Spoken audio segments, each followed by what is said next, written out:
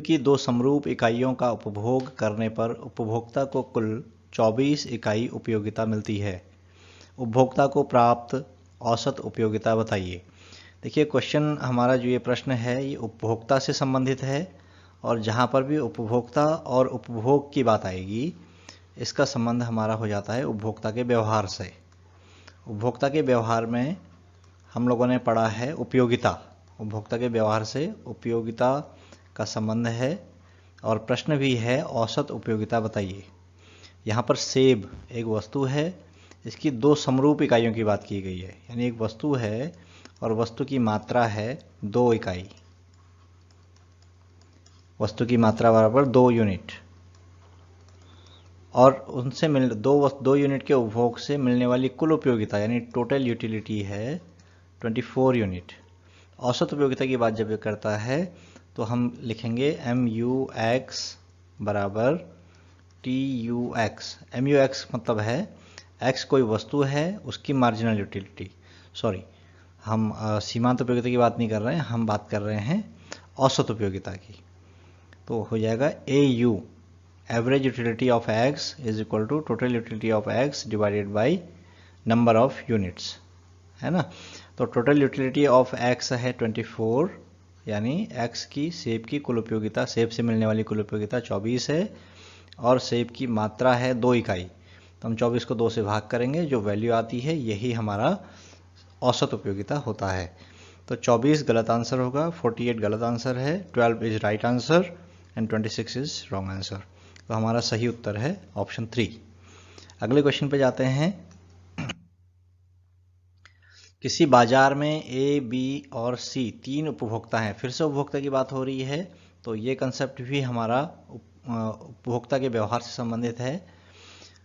हम इसको देखते हैं। किसी बाजार में A, B और C 3 उपभोक्ता हैं। एक वस्तु X की क्रमशः, कोई वस्तु है X, उसकी क्रमशः मतलब A 20 यूनिट खरीद रहा है। जिस क्रम में ABC लिखा गया उसी क्रम में इनके द्वारा खरीदी गई वस्तु की मात्रा लिखी गई है। और B 30 मात्रा खरीद रहा है और C जो है 40 यूनिट खरीद रहा है। तो वस्तु X के लिए बाजार मांग बताइए। देखिए जब खरीदने की बात होती है तो जो खरीद होती है या खरीदने की जो मात्रा होती है उसी को हम मांग कहते हैं, ठीक है। और जो बाजार मांग होती है, बाजार मांग सभी व्यक्तिगत मांगों का योग होती है। इसमें 3 व्यक्ति हैं A, B और C, यानी 3 व्यक्तिगत मांगे हैं। तो तीनों व्यक्तिगत मांगों को जब हम जोड़ देते हैं, यानी मांग demand for X by A plus demand for X by B plus demand for X by C, यानी तीनों द्वारा जो मांग, तीनों व्यक्तियों द्वारा, तीनों उपभोक्ताओं द्वारा जो मांग की गई है 20 यूनिट की प्लस 30 यूनिट प्लस 40 यूनिट्स, इस सबको हम जोड़ देंगे तो हमारी जो वैल्यू आती है वो 90 यूनिट्स ऑफ X आती है, ठीक है। तो बाजार मांग जो है वो 90 यूनिट्स हो जाएगी, 20 भी नहीं होगी, 30 भी नहीं होगी, 40 भी नहीं होगी। तो हमारा सही विकल्प है क्वेश्चन नंबर इस क्वेश्चन का जो सही उत्तर है वो है ऑप्शन 4 90 यूनिट्स। बाजार मांग व्यक्तिगत मांगों का योग होती है। आगे बढ़ते हैं, अगला क्वेश्चन देखते हैं। अगला प्रश्न है, एक वस्तु की पूर्ति की लोच 3 है। एक वस्तु की पूर्ति की लोच है 3 और यह है बेलोजदार पूर्ति, लोजदार पूर्ति, इकाई लोजदार पूर्ति या पूर्ण बेलोजदार पूर्ति। हम लोगों ने जब पूर्ति की जो डिग्रियां पढ़ी थी, पूर्ति की लोच की जो डिग्रियां पढ़ी थी, पूर्ति की लोच के प्रकारों की जब हम बात कर रहे थे तो उसकी हम बात करते हैं। 5 तरह की डिग्रियां होती हैं। एक होती है पूर्ण लोचदार, दूसरी होती है लोचदार और तीसरी होती है इकाई लोचदार, फिर होती है पूर्ण बेलोचदार और एक होती है बेलोचदार। तो जो पूर्ण लोचदार पूर्ति होती है उसकी माप होती है अनंत। लोचदार पूर्ति की जो माप होती है वो होती है 1 से अधिक और अनंत से कम। इकाई लोचदार पूर्ति की जो माप होती है वह होती है 1 के बराबर। पूर्ण बेरोजगार पूर्ति की माप 0 होती है और बेरोजगार पूर्ति की जो माप होती है ये होती है 0 से अधिक और 1 से कम। तो हमारा प्रश्न है पूर्ति की लोच है 3। अब किस कैटेगरी में आता है? 3 अनंत नहीं है, 1 भी नहीं है, 0 भी नहीं है, 0 से अधिक है लेकिन 1 से कम नहीं है, तो बेरोजगार भी नहीं होगी। तो हमारे पास एक ही ऑप्शन बचता है, लोचदार पूर्ति 1 से अधिक होती है लेकिन अनंत से कम होती है। जो 3 जो वैल्यू है, 3 जो वैल्यू है ये 1 से अधिक है और इन्फिनिट से अनंत से कम है। तो जो इसका जो सही उत्तर है, यानी पूर्ति की जो लोच का जो डिग्री है या प्रकार है, वह लोचदार पूर्ति है। दूसरा ऑप्शन सही है। फिर अगला प्रश्न देखते हैं क्या है। अगला प्रश्न है, कीमत विभेद किस बाजार का लक्षण है? हम लोगों ने बाजार के प्रकार पढ़े हैं प्रतियोगिता के आधार पर। एक एकाधिकारी बाजार होता है, एकाधिकारी बाजार। दूसरा प्रकार होता है एकाधिकारिक बाजार और तीसरा बाजार होता है पूर्ण प्रतियोगी बाजार। इनमें से किस बाजार की विशेषता है कि उसमें कीमत विभेद पाया जाता है? हम देखते हैं कीमत विभेद क्या होता है। कीमत विभेद का मतलब होता है अलग अलग उपभोक्ताओं से एक ही वस्तु की अलग अलग कीमत वसूल करना। यानी अलग अलग उपभोक्ताओं के लिए एक वस्तु एक ही होगी, विक्रेता अलग अलग प्रकार के उपभोक्ताओं से उसी वस्तु की, सेम गुड्स की, सेम यूनिट की अलग अलग कीमत वसूल करता है। इसी को हम कीमत विभेद कहते हैं। कीमत विभेद मुख्य रूप से 3 प्रकार का होता है। एक स्थान के आधार पर, दूसरा होता है व्यक्ति के आधार पर या उपभोक्ता के आधार पर भी हम इसे कह सकते हैं, और तीसरा होता है उपयोग के आधार पर।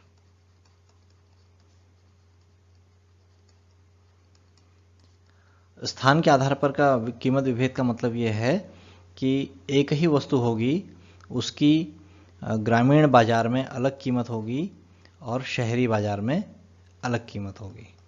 यानी ग्राम और शहर अलग अलग स्थान हैं, और जब अलग अलग स्थानों पर स्थान के आधार पर किसी वस्तु की कीमत अलग अलग होती है, उसे हम स्थान के आधार पर कीमत विभेद कहते हैं। ऐसे व्यक्ति के आधार पर का भी यही मतलब है। इसमें उपभोक्ता को ध्यान में रखते हुए स्थान एक ही होगा, एक ही हो सकता है, लेकिन कस्टमर 1 से अलग कीमत वसूल की जाएगी और कस्टमर 2 से अलग कीमत वसूल की जाती है। एक ही वस्तु की एक ही समान मात्रा की कीमत जो होती है। बिल्कुल इसी प्रकार उपयोग के आधार पर हम लोग देखते हैं, मान लीजिए कोई एक सेलर है, किसी वस्तु को बेचने वाला कोई सेलर है, और वो अगर किसी को आगे वस्तु बेचने के लिए, दुकानदार को जब किसी दूसरे दुकानदार को जब वस्तु बेचता है तो अलग कीमत वसूलता है, और जब किसी डायरेक्ट कस्टमर को अगर वस्तु बेचता है तो अलग कीमत वसूल करता है। तो ये उपयोग के आधार पर, यानी वस्तु का उपयोग आगे और बेचे जाने के लिए हो रहा है या फिर अंतिम उपभोग के लिए हो रहा है। इस तरीके से जो विक्रेता होता है, सेलर होता है, वो अलग अलग तरीके के खरीदारों से वस्तु की उनके उपयोग के आधार पर अलग अलग कीमत वसूल करता है। इसको हम कीमत विभेद कहते हैं। कीमत विभेद 3 प्रकार का होता है। सामान्य रूप से इंटर लेवल पर ये नहीं बताया जाता है कि कीमत विभेद कितने प्रकार का होता है, सिलेबस में भी नहीं है। लेकिन यहाँ पर ये बात क्लियर है कि जो मोनोपोली होती है, एकाधिकारी बाजार होता है, जो एकाधिकारी बाजार, इस बाजार में एकाधिकारी बाजार ये है, एकाधिकारी बाजार में कीमत विभेद पाया जाता है। यानी कीमत विभेद एकाधिकारी बाजार का, मोनोपोली का एक लक्षण है। ठीक है, तो हमारा सही उत्तर होगा विकल्प 1। फिर अगला प्रश्न देखते हैं, मिश्रित अर्थव्यवस्था के 2 लक्षण लिखिए। देखिए, जो मिश्रित अर्थव्यवस्था होती है, हम लोगों ने पहले भी पढ़ा है कि जो पूंजीवादी अर्थव्यवस्था होती है, जिसे हम बाजार अर्थव्यवस्था भी कहते हैं। ठीक है, पूंजीवादी अर्थव्यवस्था और समाजवादी अर्थव्यवस्था। ये पॉपुलर नाम है अर्थव्यवस्थाओं के। वास्तव में समाजवादी अर्थव्यवस्था को नियोजित अर्थव्यवस्था भी कहते हैं, नियोजित अर्थव्यवस्था कहा जाता है, और पूंजीवादी अर्थव्यवस्था को बाजार अर्थव्यवस्था भी कहते हैं। ठीक है, तो इन दोनों तरह की अर्थव्यवस्थाओं के लक्षण अगर किसी अर्थव्यवस्था में पाए जाते हैं तो उसे हम मिश्रित अर्थव्यवस्था कहते हैं। आजकल जो पूरे विश्व में जितनी भी अर्थव्यवस्थाएं हैं वो सभी लगभग मिश्रित प्रकार की है। हालांकि उदाहरणों में संयुक्त राज्य अमेरिका को पूंजीवादी अर्थव्यवस्था कहा जाता है, चीन और रूस को समाजवादी अर्थव्यवस्था कहा जाता है, लेकिन वास्तविक व्यवहार में अब ये दोनों अर्थव्यवस्थाएं, यानी ये दोनों मतलब यूएस, संयुक्त राज्य अमेरिका और चीन, चाइना, है ना, ये दोनों ही अब मिश्रित अर्थव्यवस्था का रूप ले चुके हैं। क्यों ले चुके हैं? क्योंकि मिश्रित अर्थव्यवस्था में पूंजीवादी अर्थव्यवस्था प्लस समाजवादी अर्थव्यवस्था, इन दोनों के लक्षण मिश्रित रूप से पाए जाते हैं। अब हम इसके दो लक्षण हमें लिखने हैं, तो हम एक लक्षण यहाँ पर लिखते हैं। एक लक्षण तो ये है कि यहाँ सार्वजनिक यानी सरकारी, है ना, सार्वजनिक क्षेत्र प्लस निजी क्षेत्र, यहाँ प्लस का मतलब है और, ठीक है। तो पहली विशेषता है कि सार्वजनिक क्षेत्र और निजी क्षेत्र दोनों का अस्तित्व पाया जाता है, दोनों का सह अस्तित्व होता है। सह अस्तित्व मतलब दोनों एक साथ पाए जाते हैं। इसको हम भारत के उदाहरण से समझ सकते हैं। भारत में जो सरकारी स्कूल हैं वो सार्वजनिक क्षेत्र का उदाहरण है, और जो प्राइवेट स्कूल हैं जिनको आम बोलचाल में पब्लिक स्कूल कह दिया जाता है, वास्तव में पब्लिक स्कूल नहीं है, वो प्राइवेट स्कूल हैं। तो जो प्राइवेट स्कूल हैं वो निजी क्षेत्र का उदाहरण है। तो भारत की अर्थव्यवस्था में लगभग प्रत्येक अर्थव्यवस्था के प्रत्येक सेक्टर में पाया जाता है कि वहाँ सरकार और निजी क्षेत्र दोनों का बराबर या कम या ज़्यादा, यानी लेकिन दोनों का अस्तित्व होता है। ये एक लक्षण है मिश्रित अर्थव्यवस्था का। बिल्कुल इसी प्रकार मिश्रित अर्थव्यवस्था का दूसरा लक्षण, मिश्रित अर्थव्यवस्था में जो उत्पादन होता है, उत्पादन लाभ प्रेरित होता है ना। पूंजीवादी अर्थव्यवस्था का गुण है कि उत्पादन लाभ प्रेरित होता है, और यहाँ प्लस लिख रहा हूं मैं, प्लस का मतलब है और समाज कल्याण यानी कल्याण प्रेरित भी होता है, समाज के कल्याण से संबंधित भी होता है। तो दोनों विशेषताएं मिश्रित अर्थव्यवस्था में पाई जाती है। यहाँ पर हम जब बात कर रहे हैं जो समाज कल्याण से प्रेरित जो उत्पादन है और सार्वजनिक क्षेत्र से संबंधित जो विशेषता है उत्पादन की, ये दोनों समाजवादी अर्थव्यवस्था के लक्षण हैं, ठीक है। इसी प्रकार जो लाभ प्रेरित उत्पादन है, लाभ प्रेरित उत्पादन और निजी क्षेत्र का द्वारा उत्पादन किया जाना, ये दोनों पूंजीवादी अर्थव्यवस्था के उदाहरण हैं। और भारत में उत्पादन, जो किसी वस्तु का उत्पादन होता है वो लाभ प्रेरित भी होता है और कल्याण प्रेरित भी होता है। बिल्कुल इसी प्रकार भारत में सार्वजनिक क्षेत्र और निजी क्षेत्र दोनों का सह अस्तित्व पाया जाता है, यानी एक ही वस्तु का उत्पादन दोनों क्षेत्र कर रहे होते हैं, सरकार भी कर रही होती है और प्राइवेट सेक्टर भी कर रहा होता है। तो ये दोनों लक्षण मिश्रित अर्थव्यवस्था के हैं। और इस बात को हम फिर से रिपीट कर रहे हैं कि वर्तमान में विश्व की सभी अर्थव्यवस्थाओं में मिश्रित अर्थव्यवस्था के लक्षण पाए जाते हैं। आगे उत्पादन फलन का समीकरण लिखिए। देखिए, हम लोगों ने उत्पादन फलन की पहले बात की थी। उत्पादन फलन क्या होता है? उत्पादन की मात्रा और उत्पत्ति के साधन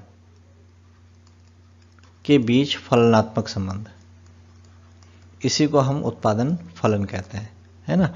तो इस उत्पादन की मात्रा और उत्पत्ति के साधन के बीच जो फलनात्मक संबंध होता है उसी को उत्पादन फलन कहते हैं। और जब इसी बात को हम समीकरण के रूप में लिखते हैं तो उसी को हम उत्पादन फलन का समीकरण या गणितीय रूप कह देते हैं, ठीक है, mathematical form of production function. अब इसमें जो हमने लिखा है उत्पादन की मात्रा बराबर एफ और ब्रैकेट में लिख दिया उत्पत्ति के साधन, यही हमारा उत्पादन फलन का समीकरण है। अगर हम इसको थोड़ा सा और अगर लिखें और इस रूप में लिखें सिंबल्स के रूप में, तो उत्पादन की मात्रा को हम लिख देते हैं Q of X। Q of X का मतलब है वस्तु है कोई X, उसकी मात्रा, X की उत्पादन की मात्रा, ठीक है। और F का मतलब फंक्शन, और ब्रैकेट में लिखेंगे फैक्टर ऑफ प्रोडक्शन। और हम लोग जानते हैं जो फैक्टर ऑफ प्रोडक्शन होते हैं वो कितने तरह के होते हैं? मुख्य रूप से 4 होते हैं। कौन कौन से? लेबर, कैपिटल, लैंड और एंटरप्रेन्योर। तो हमारा जो समीकरण बनता है QX बराबर F ब्रैकेट में L K S E, ये हमारे उत्पादन फलन का गणितीय रूप या फिर समीकरण है। इसमें L का मतलब क्या है? L का मतलब है लेबर, लेबर मीन्स श्रम, ठीक है। K फॉर कैपिटल, कैपिटल का मतलब है पूंजी, और S stands for land, land को हम यहाँ भूमि कह देंगे, प्राकृतिक संसाधन है जो, उनके लिए S होता है। और E का मतलब है एंटरप्रेन्योर या उद्यम। तो श्रम, पूंजी, भूमि और उद्यम उत्पत्ति के 4 साधन हैं। इन चारों साधनों को हम इस तरीके से लिख सकते हैं। आप इसको ऐसे भी लिख सकते हैं, अगर लिखेंगे उत्पादन की मात्रा, है ना, उत्पाद की मात्रा, उत्पाद की मात्रा बराबर F का मतलब फंक्शन होता है, उत्पादन फलन, फलन होता है इसका मतलब, और अंदर लिख सकते हैं आप ब्रैकेट में श्रम, पूंजी, भूमि और उद्यम। इस तरीके से हम उत्पादन फलन का समीकरण लिख सकते हैं। इसी को हम उत्पादन फलन का गणितीय रूप या फिर समीकरण कहते हैं। नेक्स्ट क्वेश्चन देखते हैं, पूर्ति संकुचन किससे कहते हैं? देखिए, पूर्ति संकुचन का जो कंसेप्ट है ये पूर्ति की मात्रा में परिवर्तन से है ना, पूर्ति में परिवर्तन से है। अब देखिए, पूर्ति में जो परिवर्तन होता है, पूर्ति की मात्रा में परिवर्तन या पूर्ति में परिवर्तन 2 कारणों से होता है। एक कीमत के कारण परिवर्तन, और दूसरा कीमत को छोड़कर अन्य कारणों से परिवर्तन, अन्य कारणों से परिवर्तन। जब पूर्ति की मात्रा में या किसी वस्तु की पूर्ति में अन्य कारणों से परिवर्तन होता है तो उसे हम कहते हैं पूर्ति में परिवर्तन, पूर्ति में परिवर्तन। और पूर्ति में परिवर्तन 2 प्रकार का होता है, या तो पूर्ति में वृद्धि होगी, यानी या तो पूर्ति में वृद्धि होती है या फिर पूर्ति में कमी होती है, पूर्ति में कमी। और जब कीमत के कारण पूर्ति में परिवर्तन होता है, जब किसी वस्तु की पूर्ति में कीमत के कारण परिवर्तन होता है तो उसे हम कहते हैं पूर्ति संकुचन या पूर्ति विस्तार, पूर्ति विस्तार। पूर्ति विस्तार तब कहेंगे जब पूर्ति में वृद्धि हो रही होगी, ठीक है, और पूर्ति संकुचन तब कहेंगे जब पूर्ति में कमी हो रही होगी। इसको पूर्ति कीमत के कारण जब पूर्ति में परिवर्तन होता है, इसे हम कहते हैं पूर्ति मात्रा में परिवर्तन, पूर्ति मात्रा में परिवर्तन। और पूर्ति मात्रा में परिवर्तन 2 प्रकार से हो सकता है। अगर कमी हो जाएगी तो पूर्ति में संकुचन कहेंगे या पूर्ति संकुचन कहेंगे, और जब वृद्धि होती है पूर्ति मात्रा में तो पूर्ति विस्तार कहते हैं। तो पूर्ति संकुचन किसे कहते हैं? पूर्ति, इसको हम अगर हम ठीक से इसको लिखेंगे एक सेंटेंस के रूप में, तो ये सेंटेंस इस तरीके से बनेगा। देखिए, मैं लिखता हूं इसे यहाँ पे, पूर्ति संकुचन किसे कहते हैं? लिखेंगे कीमत में कमी के कारण, क्योंकि हमें पता है पूर्ति के नियम के अनुसार कीमत में कमी होने पर पूर्ति की मात्रा में कमी होती है, तो लिखेंगे कीमत में कमी के कारण किसी वस्तु की पूर्ति मात्रा में होने वाली कमी, होने वाली कमी को पूर्ति संकुचन कहते हैं। इस तरीके से हम इसको सेंटेंस बनाकर लिख सकते हैं, लिख लेंगे। अगला प्रश्न देखते हैं, बाजार की शक्तियां किसे कहते हैं? देखिए, बाजार की शक्तियां वस्तु की मांग और पूर्ति, किसी भी वस्तु की जो कीमत तय होती है वो उसकी मांग और पूर्ति के आधार पर होती है। इसीलिए वस्तु की मांग और वस्तु की पूर्ति को बाजार की शक्तियां कहते हैं। अगर आप लिखेंगे मांग और पूर्ति को बाजार की शक्तियां कहते हैं तो सही आंसर है, और अगर आप कहेंगे वस्तु की मांग और वस्तु की पूर्ति को बाजार की शक्तियां कहते हैं तब भी आपका उत्तर सही है। ठीक है, तो बाजार शक्तियाँ किसे कहते हैं? मांग और पूर्ति को बाजार की शक्तियाँ कहते हैं। ठीक है, अगर आप इसकी इनको कीमत यंत्र भी कहते हैं, अगर आप लिख देंगे कि कीमत यंत्र को बाजार शक्ति कहते हैं तब भी सही उत्तर है। बाजार की शक्ति या बाजार शक्ति कहते हैं। ठीक है, तो कीमत यंत्र, बाजार की शक्ति और मांग पूर्ति, ये तीनों एक दूसरे के पर्यायवाची शब्द हैं। बाजार की शक्ति या बाजार शक्ति, कीमत यंत्र या फिर मांग पूर्ति। ठीक है, अगले प्रश्न पे चलते हैं। समष्टि अर्थशास्त्र में अध्ययन किया जाता है। देखिए, इस कंसेप्ट को समझने के लिए बहुत ही आसान है। आपकी जो समष्टि अर्थशास्त्र वाली ये बुक है, अगर उस बुक के आप चैप्टर्स को देखेंगे तो उस चैप्टर में जो चैप्टर्स के जो हेडिंग्स हैं वो सभी समष्टि अर्थशास्त्र के अध्ययन से संबंधित हैं। जैसा हम देखते हैं, आखिरी चैप्टर है विदेशी व्यापार, वाह्य क्षेत्र का, विदेशी व्यापार का, है ना। उससे पहले वाला चैप्टर है सरकारी बजट, उससे पहले वाला चैप्टर है आय निर्धारण, है ना। उससे भी पहले चैप्टर की बात करेंगे तो है मुद्रा और बैंकिंग और राष्ट्रीय आय की गणना, है ना। तो इस तरीके से समष्टि अर्थशास्त्र के जो चैप्टर्स हैं वो सभी क्या हैं? समष्टि अर्थशास्त्र के अध्ययन क्षेत्र हैं, उसका स्कोप है। तो समष्टि अर्थशास्त्र में अध्ययन किया जाता है किसका? हम अब देखेंगे हम समष्टि अर्थशास्त्र में क्या कौन कौन से टॉपिक पढ़ते हैं। राष्ट्रीय आय पढ़ते हैं समष्टि अर्थशास्त्र में, तो ये समष्टि अर्थशास्त्र का अध्ययन क्षेत्र है। सामान्य कीमत स्तर, सामान्य कीमत स्तर को हम नॉर्मली आम बोलचाल में महंगाई कहते हैं। ठीक है, जिसको महंगाई कहा जाता है। कई बार कहते हैं महंगाई आजकल कम हो रही है या ज़्यादा हो गई है, तो ये सामान्य स्तर के कम या ज़्यादा होने का मतलब है इसका। तो सामान्य कीमत स्तर का अध्ययन भी समष्टि अर्थशास्त्र में किया जाता है। समग्र मांग और समग्र पूर्ति, ये जो कंसेप्ट है ये आय निर्धारण, राष्ट्रीय आय के निर्धारण से संबंधित कंसेप्ट है। तो समग्र मांग और समग्र पूर्ति का अध्ययन भी समष्टि अर्थशास्त्र में किया जाता है। इसलिए जो हमारा सही उत्तर है वो है उपयुक्त सभी का, यानी समष्टि अर्थशास्त्र में सभी का अध्ययन, उपयुक्त सभी का, यानी राष्ट्रीय आय का, सामान्य कीमत स्तर का और समग्र मांग और समग्र पूर्ति का अध्ययन किया जाता है। फिर आगे बढ़ते हैं। परिवार क्षेत्र की विशेषता है कि यह हम लोगों जब हम पढ़ते हैं राष्ट्रीय आय का चक्रीय प्रवाह, तो इसमें हम दो क्षेत्रकों की मुख्य रूप से बात करते हैं। वैसे तो 4 क्षेत्रक होते हैं, लेकिन एक परिवार क्षेत्रक है और दूसरा है उत्पादक क्षेत्रक या फिर फर्म। इन दोनों की मुख्य रूप से बात होती है। और इसमें देखते हैं हम कि जो परिवार होता है ये फर्म बेचता, ये साधन बेचता है, साधन देता है, किस साधनों की पूर्ति करता है, किसको? फर्म को। यानी जो परिवार हैं वो साधन की पूर्ति करते हैं और जो फर्म है वो साधन की मांग करते हैं। ठीक है, फिर इसके बाद क्या होता है? इन साधनों से फर्म उत्पादन करती है किसी वस्तु का और उस वस्तु को बाजार में बेच देती है, और उस वस्तु यानी वस्तु की पूर्ति करती है फर्म, और वस्तु की मांग कौन करता है? परिवार करता है। ठीक, अब देखिए हम देखते हैं परिवार क्षेत्र की विशेषता क्या है। परिवार क्षेत्र साधनों की पूर्ति करता है। परिवार क्षेत्र, हमने कहा था कि परिवार क्षेत्र साधनों की पूर्ति करने वाला क्षेत्रक है। ठीक है, मांग कौन करता है? फर्म करता है। तो पहला विकल्प हमारा सही है, विशेषता है इसकी।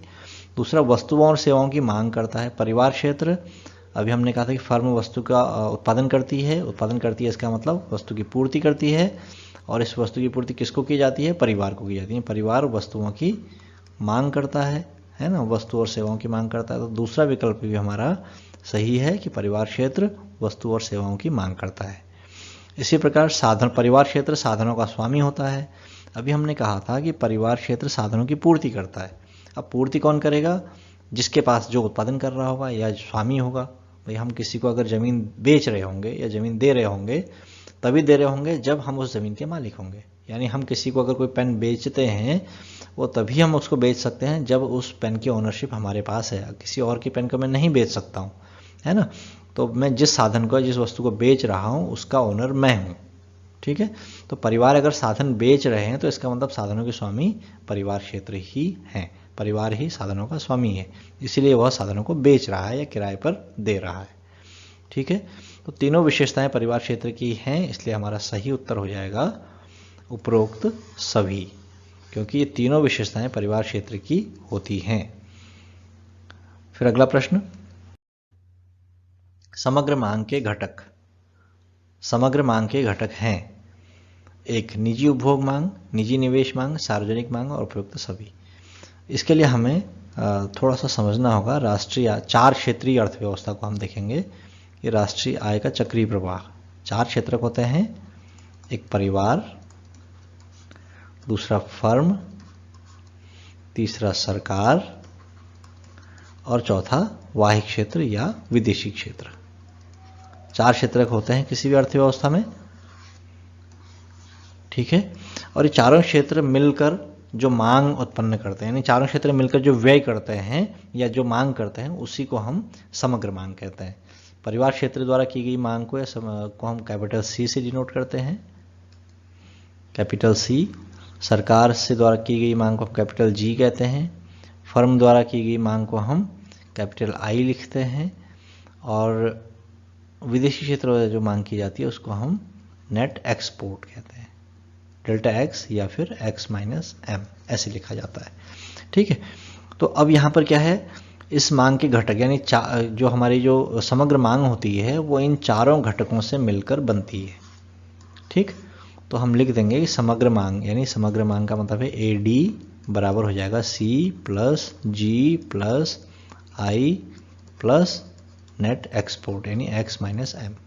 तो ये 4 घटक हो गए। अब प्रश्न क्या है, देखिए समग्र मांग के घटक हैं, ये चारों घटक हैं हमें पता है। और विकल्प क्या क्या दिए हैं, निजी उपभोग मांग। निजी उपभोग मांग मतलब सी, ठीक है। तो सी इसका घटक है, यानी पहला विकल्प हमारा सही है। निजी निवेश मांग यानी इसको हम कहते हैं आई, कैपिटल आई, तो ये भी समग्र मांग का घटक है, ये भी सही उत्तर हो गया। और जो तीसरा विकल्प है सार्वजनिक मांग, जिसको हम कैपिटल जी से लिख रहे हैं, तो capital G, capital C, capital I, ये तीनों सार्वजनिक समग्र मांग के घटक हैं। तो अब देखिए चौथा इसमें विकल्प है नहीं एक्स माइनस एम, लेकिन लिख दिया चौथे विकल्प में उपरोक्त सभी। अब ये तीनों ही यानी सी, जी और I, C for consumption of private sector, G for consumption of government sector और I for investment of private sector, ठीक है, या फर्म हम इसे कह सकते हैं। तो इन तीनों को, ये तीनों समग्र मांग के घटक हैं, इसलिए हमारा सही उत्तर है विकल्प 4 उपयुक्त सभी। फिर आगे बढ़ते हैं, जिस व्यय से परिसंपत्तियों का सृजन होता है उसे कहते हैं। जिस व्यय से परिसंपत्तियों का सृजन, व्यय का मतलब है खर्च, हम रुपया खर्च करते हैं उसे कह देंगे व्यय।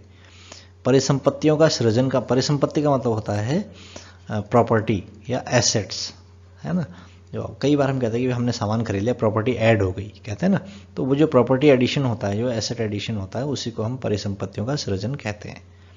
इसको हम ऐसे समझ सकते हैं, मान लीजिए आपने रुपये 1 लाख, या किसी व्यक्ति ने रुपये 1 लाख खर्च किए और इसके बदले ये इसका व्यय हुआ, है ना। इसने 1 लाख रुपये खर्च किए और इसके बदले इसको मिल गया, मान लेते हैं सपोज कोई खेत मिल गया, मान लेते हैं, ठीक है। खेत एक प्रॉपर्टी है, इसने खेत पाया, इसको मिला, प्राप्त हुआ, है ना। तो इसने रुपया तो खर्च किया, लेकिन इसकी प्रॉपर्टी ऐड हो गई, इसके पास पहले से जो प्रॉपर्टी थी उसमें एक खेत और ऐड हो गया जो उसने 1 लाख रुपये में खरीदा है, ठीक है। तो एक तरीके से जो व्यय हुआ है 1 लाख रुपया, इस 1 लाख रुपये ने संपत्ति का सृजन किया है, परिसंपत्ति का सृजन किया है, ठीक है। तो जो इस तरीके से जो व्यय किए जाते हैं उनको हम पूंजीगत व्यय कहते हैं, ठीक है। देखिए जो राजस्व व्यय होता है, हम चारों की बात कर लेते हैं एक एक करके, थोड़ा कंसेप्ट क्लियर हो जाएगा। राजस्व व्यय से, जो राजस्व व्यय होता है, इसके कारण परिसंपत्ति के मूल्य पर कोई फर्क नहीं पड़ता है। परिसंपत्ति के मूल्य पर कोई प्रभाव नहीं होता है, किसके कारण, राजस्व व्यय के कारण, ठीक है। राजस्व प्राप्ति के कारण, इसको भी देख लेते हैं। राजस्व प्राप्ति के कारण भी परिसंपत्ति के मूल्य पर कोई प्रभाव नहीं होता है। परिसंपत्ति के मूल्य पर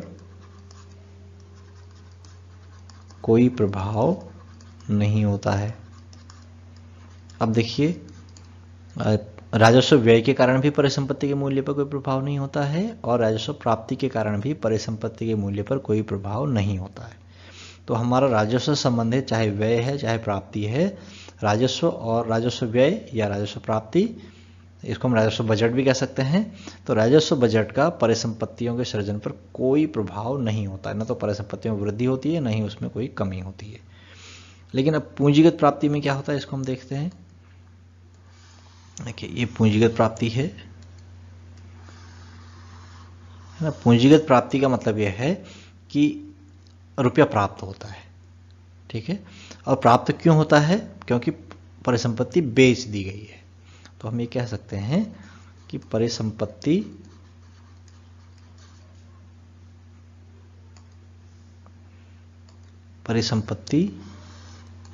की बिक्री के कारण, परिसंपत्ति की बिक्री के कारण प्राप्त मुद्रा, प्राप्त धन है ना, या प्राप्त धनराशि, आप कुछ भी कह लें इसको, को हम पूंजीगत प्राप्ति कहते हैं, ठीक है। क्योंकि पैसा प्राप्त हुआ है। और जब पैसा व्यय होगा तो कहेंगे पूंजीगत, तो कहेंगे व्यय। पूंजीगत व्यय क्या होता है, पूंजीगत व्यय हमने पहले भी बात की थी कि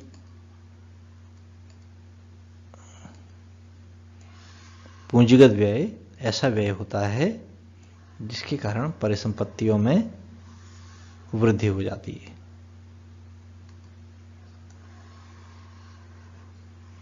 यानी ये जो पूंजीगत व्यय और पूंजीगत प्राप्ति, हम दो कंसेप्ट की जो बात कर रहे हैं, ये दोनों को मिला के हम कहते हैं पूंजीगत बजट, ठीक है।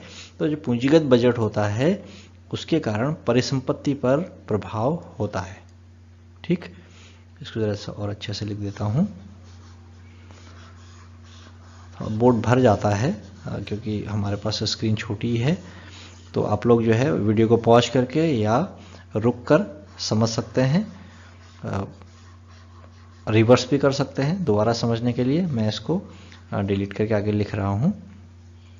देखिए, जो पूंजीगत व्यय है और पूंजीगत प्राप्ति है, इन दोनों का संबंध होता है पूंजीगत बजट से, ठीक है। और जो पूंजीगत बजट है, पूंजीगत बजट का संबंध होता है परिसंपत्ति से, परिसंपत्ति से, ठीक है। अगर पूंजीगत व्यय होगा तो परिसंपत्ति में वृद्धि होगी। पूंजीगत व्यय मतलब रुपया खर्च कर दिया, परिसंपत्ति अपने पास ऐड हो गई, इसको कहेंगे हम परिसंपत्ति में वृद्धि, या उसी को कहेंगे पूंजीगत व्यय। और जो पूंजीगत प्राप्ति है, इस प्राप्ति का संबंध होगा परिसंपत्ति में कमी से, है ना। परिसंपत्ति में अगर कमी होती है तो हम कहेंगे पूंजीगत प्राप्ति। इसको बिल्कुल ऐसे समझा जा सकता है कि हमने एक खेत बेच दिया और उसके बदले हमें 1 लाख रुपए मिल गए, तो 1 लाख रुपए मिले हैं इसलिए कहेंगे पूंजीगत प्राप्ति, इसलिए कहेंगे प्राप्ति। पूंजीगत प्राप्ति इसलिए कह रहे हैं क्योंकि पूंजी हमने बेच दी है ना, मैंने पूंजी बेच दी, एसेट्स, परिसंपत्ति बेच दी है, इसलिए हम इसको कहते हैं पूंजीगत प्राप्ति। तो पूंजीगत प्राप्ति से परिसंपत्ति में कमी होती है और पूंजीगत व्यय से परिसंपत्ति में वृद्धि होती है। यहाँ पर लिखा है परिसंपत्ति का सृजन। परिसंपत्ति का सृजन का मतलब परिसंपत्ति में वृद्धि से है, इसलिए अब देखेंगे हम सही उत्तर क्या है हमारा। जिस व्यय से परिसंपत्तियों का सृजन होता है उसे हम पूंजीगत व्यय कहते हैं। तो सही उत्तर है हमारा विकल्प 2, पूंजीगत व्यय। आगे बढ़ते हैं, अगला क्वेश्चन। मौद्रिक नीति के 2 उपकरण लिखिए। मौद्रिक नीति के 2 उपकरण, आप लोग इसको थोड़ा डिटेल से पढ़ लेंगे, एग्जाम में अक्सर आता है। एक तो होता है खुले बाजार की प्रक्रियाएं, खुले बाजार की प्रक्रियाएं, ओपन मार्केट ऑपरेशंस से कहा जाता है प्रक्रियाएं, है ना, ओपन मार्केट ऑपरेशंस, ठीक है। और दूसरा है बैंक दर, बैंक रेट, ठीक है। आप लोग इसको देख लेंगे दोनों को, खुले बाजार की प्रक्रियाएं क्या होती हैं और बैंक दर क्या होती है। अगले किसी वीडियो में हमारा ये प्रश्न बनेगा इससे, तो वहाँ पर हम डिटेल से बात कर लेंगे इस पर। लेकिन आप लोग जरूर इन दोनों को डिटेल से पढ़ लें। एग्जाम में जो मौद्रिक नीति से संबंधित जो प्रश्न आता है उसमें ये दोनों कंसेप्ट काफ़ी महत्वपूर्ण है। अगर आपको 4 या 5 लिखने हैं और अगर 2 भी लिख लोगे तो आपका कम से कम आधा क्वेश्चन सॉल्व हो जाता है। आप ज़रूर पढ़ें इसको कि बैंक दर क्या होता है, इससे मौद्रिक नीति किस तरीके से काम करती है और खुले बाजार की प्रक्रियाएं क्या होती हैं, ये मौद्रिक नीति का उपकरण यानी मौद्रिक नीति खुले बाजार की प्रक्रियाओं के रूप में कैसे काम करती है, इसको आप जरूर पढ़ लें। यह प्रश्न है, सीमांत उपभोग प्रवृत्ति और निवेश गुणक में संबंध बताइए। निवेश गुणक को हम के लिखते हैं, निवेश गुणक, इसको के लिखा जाता है। और जो सीमांत उपभोग प्रवृत्ति है, सीमांत उपभोग प्रवृत्ति, इसको लिखते हैं एमपीसी, सीमांत उपभोग प्रवृत्ति एमपीसी। ठीक है। जो के निवेश गुणक के हमारे पास 2 फॉर्मूला होते हैं। एक को तो हम लिखते हैं delta Y is equal to K into delta I, यानी यहाँ पे हो जाएगा के, इसी को हम लिख सकते हैं K is equal to delta Y divided by delta I. ठीक। दूसरा सूत्र होता है इसी का, यानी के का दूसरा होता है K is equal to 1/1 minus MPC. MPC मतलब सीमांत उपभोग प्रवृत्ति। तो एक तो हम लिख सकते हैं कि सीमांत उपभोग प्रवृत्ति और निवेश गुणक में ये संबंध होता है। इस सूत्र को हम ऐसे ही लिख देंगे। ठीक है। ये सूत्र K is equal to 1/1 minus MPC, जो ये सूत्र लिखा है हमने, ये सूत्र सीमांत उपभोग प्रवृत्ति और निवेश गुणक में संबंध को बताता है। ठीक है। दूसरा हम लिख सकते हैं कि एमपीसी जितनी अधिक होती है, जितनी अधिक होती है, यानी एमपीसी का मान अधिक होने पर जितनी अधिक होती है, एमपीसी जितनी अधिक होती है, के का मान भी अधिक होता है ना। कहने का मतलब है कि एमपीसी जितनी अधिक होगी के का मान उतना ही अधिक होगा। एमपीसी अगर कम है तो के का मान भी कम होता है। ठीक है। तो इस तरीके से भी हम एमपीसी और यानी सीमांत उपभोग प्रवृत्ति और निवेश गुणक के संबंध को बता सकते हैं। ठीक है। आगे बढ़ते हैं। अगला क्वेश्चन, एफडीआई का पूरा नाम लिखिए। एफडीआई का पूरा नाम, ये एक बहुत करंट क्वेश्चन है एक तरह का। करंट इसलिए है, करंट मतलब जो करंट अफेयर्स की बात करते हैं उस करंट की बात है। तो करंट क्वेश्चन इसलिए है क्योंकि हम पिछले लगभग 15 साल से भारत में एफडीआई पर काफ़ी ज़्यादा जोर दिया जा रहा है ना। कई तरह के प्रोग्राम चलाए गए हैं। तो सिर्फ इसलिए ऐसा किया गया है ताकि विदेशी निवेश भारत में ज़्यादा किया जा सके, यानी भारत में विदेशी निवेश, भारतीय अर्थव्यवस्था में विदेशी निवेश को आकर्षक बनाया जा सके या विदेशी निवेश को बढ़ाया जा सके। तो इसकी बात काफ़ी अधिक होती है। इसको हम कहते हैं फॉरेन डायरेक्ट इन्वेस्टमेंट। ठीक है। तो भारत की जो फर्में हैं, भारत में उद्योगों पर या भारत के किसी व्यवसाय में जब रुपया लगाया जाता है, इन्वेस्ट किया जाता है, उसे हम कहते हैं फॉरेन डायरेक्ट इन्वेस्टमेंट। ठीक है। तो इसको विदेशी प्रत्यक्ष निवेश, एफडीआई का पूरा नाम है विदेशी प्रत्यक्ष निवेश। फिर अगला प्रश्न देखते हैं। जो ये क्वेश्चन है हमारा, एफडीआई का पूरा नाम लिखिए, ये वाह्य क्षेत्र से संबंधित प्रश्न है, फॉरेन ट्रेड से संबंधित है, विदेशी आर्थिक संबंधों से संबंधित है। अगला प्रश्न देखते हैं। अमेरिकी डॉलर की तुलना में भारतीय रुपया के सस्ता होने का क्या प्रभाव हो सकता है। देखिए, प्रभाव तो कई हो सकते हैं। इस प्रश्न को थोड़ा सा लिखने में गलती हुई है। भारत के आयात पर, ऐसे इसको लिखा जाना चाहिए था। ठीक है। अब हम इसको बदल देते हैं, प्रश्न को लिखेंगे अमेरिकी डॉलर की तुलना में भारतीय रुपया के सस्ता होने का भारत के आयात पर क्या प्रभाव हो सकता है। ठीक है। अब आयात का मतलब क्या है, तो पहले हम इसको समझेंगे।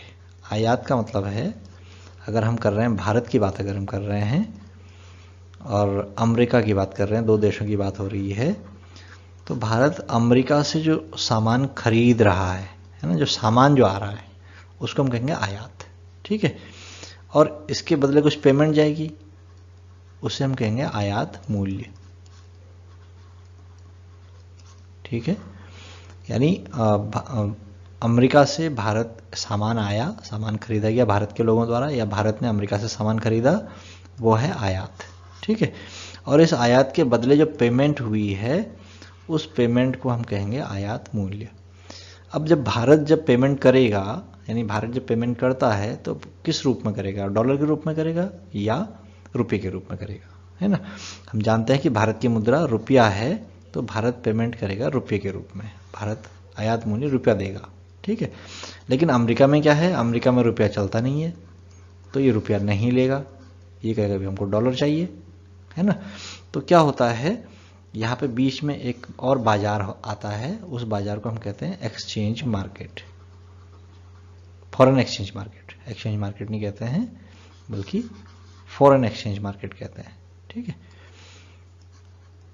Foreign exchange market. Foreign exchange market में क्या होता है, इसमें मुद्राओं का ही लेन देन होता है, एक मुद्रा से दूसरी मुद्रा खरीदी या बेची जाती है, उसी को हम फॉरेन एक्सचेंज मार्केट कहते हैं। ठीक है, विदेशी विनिमय बाजार। ठीक, अब यहाँ पर क्या होगा, इस फॉरेन एक्सचेंज मार्केट में भारत को रुपये देने हैं, अमेरिका को डॉलर लेने हैं, तो हम ये मार्केट, हमें जो फॉरेन एक्सचेंज मार्केट है ये सुविधा देता है कि रुपया डॉलर से खरीदा जा सके, या रुपया और डॉलर का आपस में एक दूसरे का विनिमय हो सके।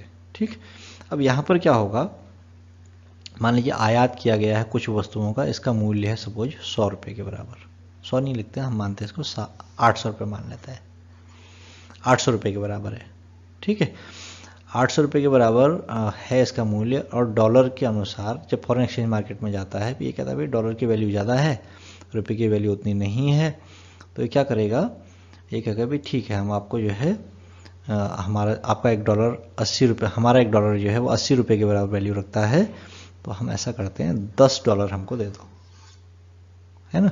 यानी 800 रुपये जो भारत से गए फॉरेन एक्सचेंज मार्केट में, डॉलर और रुपये का जो आपस में जो एक्सचेंज रेट था उसके आधार पर 800 रुपये की कीमत $10 के बराबर तय हो गई। ठीक, तो इस तरीके से व्यापार होता है। अब हम प्रश्न में जाते हैं फिर से, अमेरिकी डॉलर की तुलना में भारतीय रुपये के सस्ता होने पर क्या प्रभाव हो सकता है। अब अगर भारत का रुपया अगर सस्ता हो जाता है, सस्ता हो जाता मतलब ये है कि $10 में पहले 800 रुपया खरीदे जा सकते थे, अब $10 में 900 रुपये खरीदे जा रहे हैं, या 1000 खरीदे जा रहे हैं, हम 1000 मान लेते हैं, महंगा हो गया, रुपया सस्ता हो गया है ना। डॉलर की तुलना में डॉलर महंगा हो गया, रुपया सस्ता हो गया। $10 से पहले 800 खरीदे जा रहे थे, 800 रुपये खरीदे जा रहे थे, अब $10 से 1000 रुपये खरीदे जा रहे हैं, तो इसका मतलब रुपया सस्ता हो गया है। अब ऐसी कंडीशन में देखिए क्या होगा, जो $10 का सामान पहले अमेरिका ने भारत को बेचा था, भारत ने 800 रुपये दिए थे, अब उसी $10 के सामान के लिए भारत को 1000 रुपये देने हैं, है ना। सामान उतना ही है, पेमेंट अमेरिका को उतनी ही मिल रही है $10 के बराबर, लेकिन क्योंकि रुपया सस्ता हो गया है इसलिए भारत को अब पहले की तुलना में अधिक रुपये खर्च करने पड़ रहे हैं, यानी आयात मूल्य अधिक हो गया है। ठीक है, तो अब प्रश्न क्या है, अमेरिकी डॉलर की तुलना में भारतीय रुपये के सस्ते होने का क्या प्रभाव हो सकता है। तो इसको हम लिखेंगे कि अमेरिकी डॉलर के, यहाँ पे लिख देता हूँ मैं, अमेरिकी डॉलर की तुलना में भारतीय रुपये के सस्ते होने पर, है ना, सस्ता, यहाँ तक ऐसे लिखा जाएगा, सस्ता होने पर आयात मूल्य में वृद्धि हो जाएगी या वृद्धि हो सकती है। और जब आयात मूल्य में वृद्धि होती है तो इसी को हम कहते हैं कि जो हमारा जो विदेशी व्यापार है वो प्रतिकूल हो सकता है। तो दोनों बातें हो सकती हैं। ठीक है, अब भारतीय विदेशी व्यापार के प्रतिकूल होने की संभावना बढ़ जाती है, या फिर हम कह सकते हैं कि अमेरिकी डॉलर की तुलना में भारतीय रुपये के सस्ता होने पर आयात मूल्य में वृद्धि हो सकती है। तो यही हमारा सही उत्तर होगा। ठीक है, आज के लिए हमारे आज के सारे क्वेश्चंस हुए, 16 क्वेश्चंस हुए। हम फिर अगले एपिसोड में अपने अगले राउंड में फिर से 16 क्वेश्चन के 16 कंसेप्ट लेकर आएंगे। तब तक आप पढ़ते रहिए, स्टडी करते रहिए और एग्ज़ाम्स की तैयारी करते रहिए। Thank you.